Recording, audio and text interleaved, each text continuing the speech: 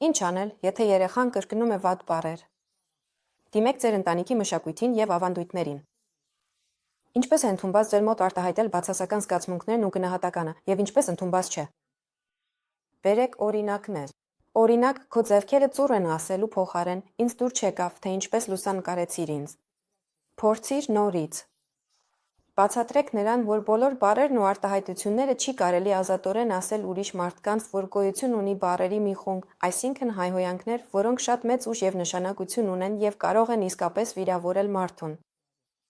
Պարզեք, թե ումից է երեխան լսել այդ բառերը։ Ամեն անգամ, երբ նա ասում է հայհոյանք, օգնեք նրան մշակութային ձևով վերաձևակերպել այն, ինչ նա իրականում ուզում էր ասել։ Պատահում է, որ երեխան չափազանց հաճախ է կրկնում անպարկեշտ բառը, և այդ դեպքում ծնողները նրան ծեծում են դրա համար։ Բայց ծեծը և մարմնական պատիժները չեն օգնի, որովհետև այդ դեպքում երեխան պարզապես կսկսի թաքցնել ծնողներից, որ հայհոյում է։ Եվ նրա մոտ աստիճանաբար կսկսեն առաջանալ վատ գաղտնիքներ և թաքուն բաներ ծնողներից։